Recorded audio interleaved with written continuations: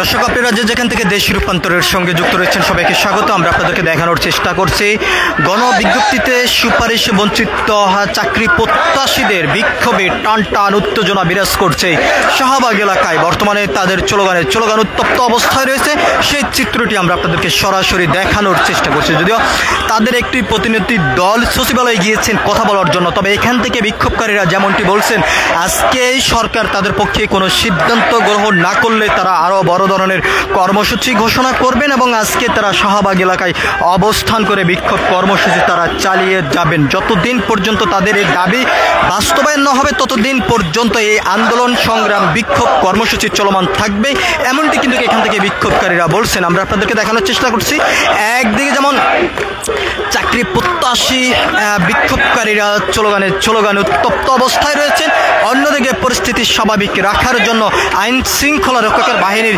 সদস্যরা কঠোর অবস্থানে রয়েছেন। আমরা আপনাদেরকে সেই চিত্রটি সরাসরি দেখানোর চেষ্টা করছি।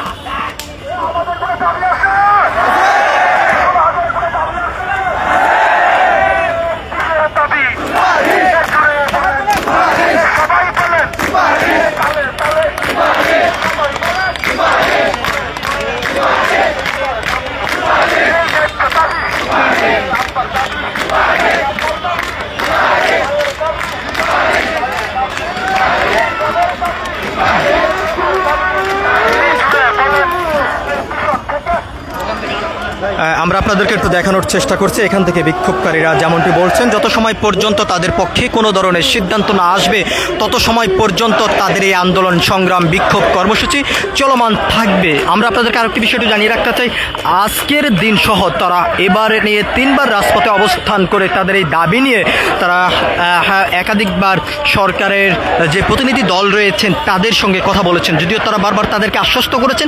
সে আশ্বস্তর পরে এখনো পর্যন্ত কোনো ধরনের সিদ্ধান্ত তাদের পক্ষে না আসার কারণে তারা আজ আবারও নতুন করে এই বিক্ষোভ কর্মসূচি ডাক দিয়ে শাহবাগে অবস্থান করেছেন। দেশের বিভিন্ন জেলা উপজেলা থেকে গণবিজ্ঞপ্তিতে সুপারিশে বঞ্চিত এই চাকরি প্রত্যাশীরা এসে অবস্থান করে এই আন্দোলন সংগ্রাম বিক্ষোভ কর্মসূচি তারা চালিয়ে যাচ্ছেন এবং তারা এখান থেকে যেমনটি বলছেন তাদের একটি প্রতিনিধি দল সচিবালয়ে গিয়েছে, সেখান থেকে কোনো ধরনের সিদ্ধান্ত তাদের পক্ষে না আসলে তারা আরও বড় ধরনের কর্মসূচির ঘোষণা করবেন, এমনটি এখান থেকে বিক্ষোভকারীরা বলেছেন। তো সব কিছু মিলে এই ছিল এখনকার মতন শাহবাগ এলাকা থেকে আমার কাছে সর্বশেষ। পরবর্তী আপডেট পেতে সবাই দেশ রূপান্তরের সঙ্গে থাকুন।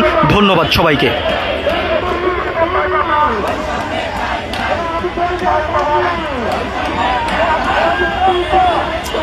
কেমনে কাটবো বলে তো, শুধু উঠতেছে লাইভ যে কাটবো আমি, আমার তো সেই সুযোগ না, শুধু উঠতেছে।